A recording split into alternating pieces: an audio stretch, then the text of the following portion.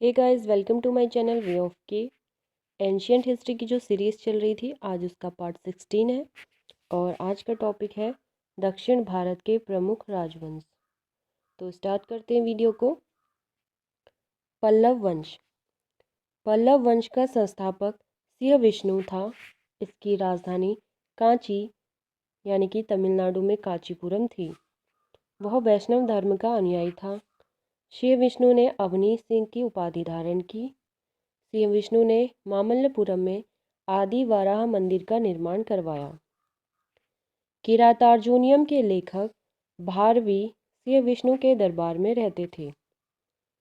पल्लव वंश के प्रमुख शासक हुए क्रमशः महेंद्र वर्मन प्रथम, नरसिंह वर्मन प्रथम, महेंद्र वर्मन द्वितीय, परमेश्वर वर्मन प्रथम, नरसिंह वर्मन द्वितीय, नंदी वर्मन द्वितीय। मदविलास प्रहसन की रचना महेंद्र वर्मन ने की थी।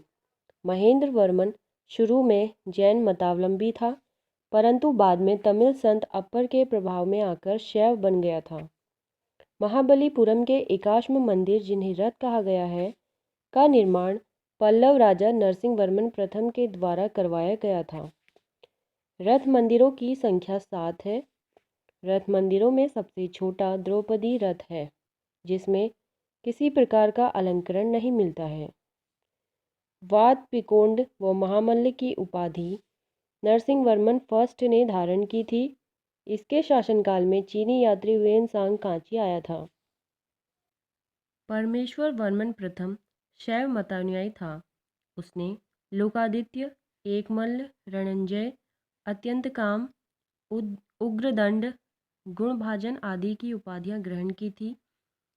इसने मामल्लपुरम में गणेश मंदिर का निर्माण करवाया था। परमेश्वर वर्मन प्रथम विद्या प्रेमी भी था और उसने विद्याविनीत की उपाधि भी ली थी।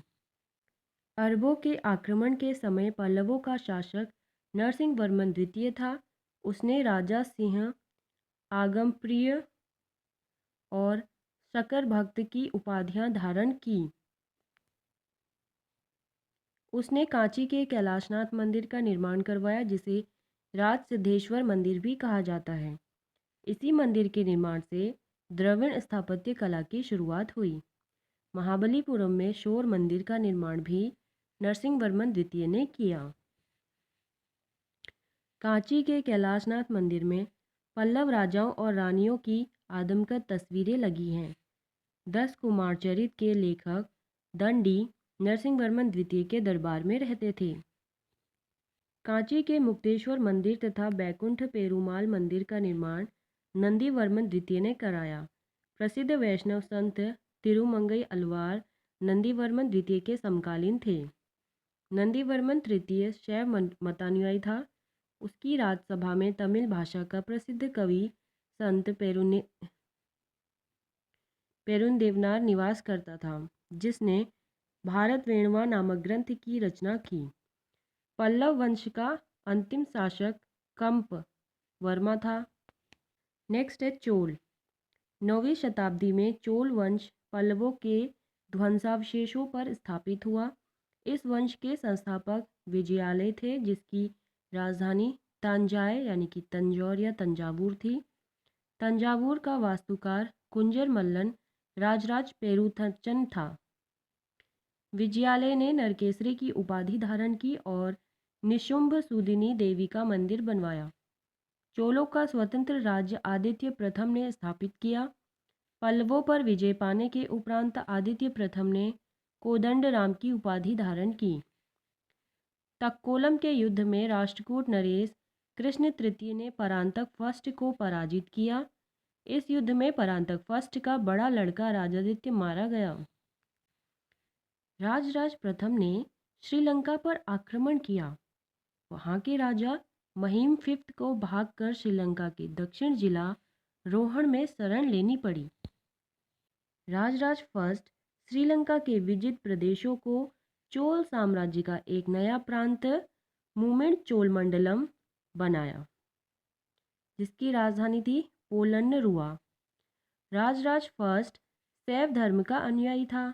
इसने तंजौर में राजराजेश्वर का शिव मंदिर बनाया।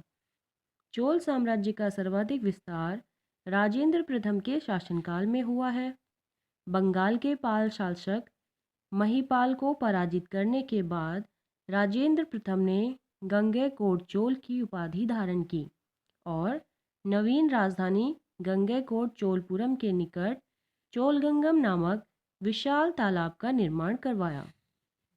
चोल काल में भूमि के प्रकार। वेलन वगाई गैर ब्राह्मण किसान स्वामी की भूमि होती थी। ये ब्रह्मदेय ब्राह्मणों को उपहार में दी गई भूमि। शाला भोग किसी विद्यालय के रखरखाव की भूमि। देवदान या तिरुन मट्टक्कनी मंदिर को उपहार में दी गई भूमि। पल्ली चंदम जैन संस्थानों को दान दी गई भूमि। नोट है, गजनी का सुल्तान महमूद राजेंद्र प्रथम का समकालीन था। राजेंद्र द्वितीय ने प्रकेसरी की एवं वीर राजेंद्र ने राजकेसरी की उपाधि धारण की। चोल वंश का अंतिम राजा राजेंद्र तृतीय था। चोलों एवं पश्चिमी चालुक्य के बीच शांति स्थापित करने में गोवा के कदंब शासक जयकेश प्रथम ने मध्यस्थ की भूमिका निभाई थी। विक्रम चोल अभाव एवं अकाल से ग्रस्त गरीब जनता से राजस्व वसूल कर चिदम्बरम मंदिर का विस्तार करवा रहा था। कलोतुंग द्वितीय ने चिदम्बरम मंदिर में स्थित गोविंदराज यानी कि विष्णु की मूर्ति को समुद्र में फेंकवा दिया। कालांतर में वैष्णव आचार्य रामानुजाचार्य ने उक्त मूर्ति का पुनरुद्धार किया और उसे तिरुपति के मंदिर में प्राण प्रतिष्ठित किया। चोल प्रशासन में भाग लेने वाले उच्च पदाधिकारियों को पेरुंदरम एवं निम्न श्रेणी के पदाधिकारियों को सेरुंदरन कहा जाता था। लेखों में कुछ उच्च अधिकारियों को उडनकूटम कहा गया है, जिसका अर्थ है सदा राजा के पास रहने वाला अधिकारी। संपूर्ण चोल साम्राज्य 6 मंडलमों यानी कि प्रांत में विभक्त था। मंडलम कोट्टम में, कोट्टम नाडु में एवं नाडु कई कुरमों में विभक्त था।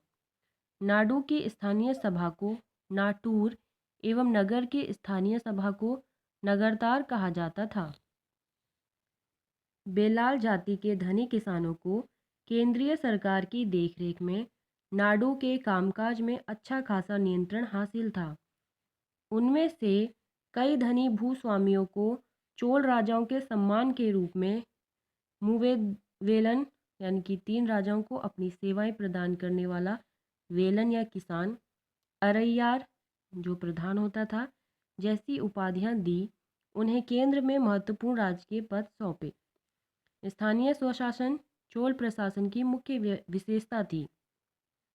उर सर्वसाधारण लोगों की समिति थी, जिसका कार्य होता था सार्वजनिक कल्याण के लिए तालाबों और बगीचों के निर्माण हेतु गांव की भूमि का अधिग्रहण करना। सभा या महासभा यह मूलतः अग्रहारों और ब्राह्मणों बस्तियों की सभा थी, जिसके सदस्यों को पेरुमक्कल कहा जाता था। यह सभा वरियम नाम की समितियों के द्वारा अपने कार्य को संचालित करती थी। सभा की बैठक गांव में मंदिर के निकट वृक्ष के नीचे या तालाब के किनारे होती थी। व्यापारियों की सभा को नगरम कहते थे। चोल काल में भूमि कर उपज का 1/3 भाग हुआ करता था। गांव में कार्य समिति की सदस्यता के लिए जो वेतनभोगी कर्मचारी रखे जाते थे, उन्हें मध्यस्थ कहते थे। उत्तर मेरूर अभिलेख के अनुसार सभा की सदस्यता के लिए इच्छुक लोगों को ऐसी भूमि का स्वामी होना चाहिए जहां से भू राजस्व वसूला जाता है। उनके पास अपना घर होना चाहिए। उनकी उम्र 35 से 70 के बीच होनी चाहिए। उन्हें वेदों का ज्ञान होना चाहिए। उन्हें प्रशासनिक मामलों की अच्छी जानकारी होनी चाहिए और ईमानदार होना चाहिए। यदि कोई पिछले 3 सालों में किसी समिति का सदस्य रहा है तो वह किसी और समिति का सदस्य नहीं बन सकता। जिसने अपने या अपने संबंधियों के खाते जमा नहीं कराए हैं, वह चुनाव नहीं लड़ सकता। ब्राह्मणों को दी गई कर मुक्त भूमि को चतुर्वेदी मंगलम एवं दान दी गई भूमि ब्रह्मदेय कहलाती थी। चोल सेना का सबसे संगठित अंग था पदाती सेना। चोल काल में कलजू सोने के सिक्के थे। तमिल कवियों में जयंगोंदर प्रसिद्ध कवि था, जो कुलोत्तुंग प्रथम का राजकवि था। उसकी रचना है कलिंग तुपर्णी।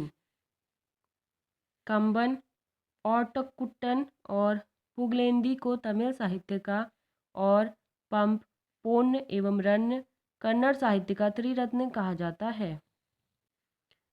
पर्सी ब्राउन ने तंजौर के बृहदेश्वर मंदिर के विमान को भारतीय वास्तुकला का निकष माना है। चोलकालीन नटराज प्रतिमा को चोल कला का सांस्कृतिक सार या निचोड़ कहा जाता है।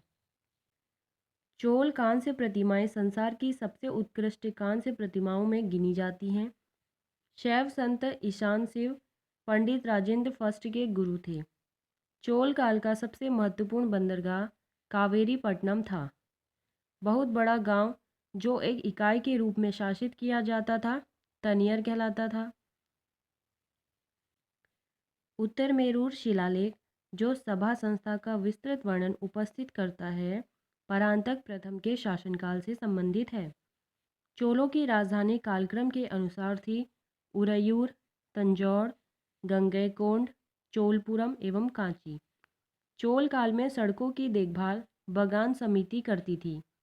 चोल काल में आम वस्तुओं के आदान प्रदान का आधार धान था। चोल काल के विशाल व्यापारी समूह निम्न थे: वलंजियार, नानादेसी एवं मणिग्रामम। विष्णु के उपासक अलवार व शिव के उपासक नयनार संत कहलाते थे।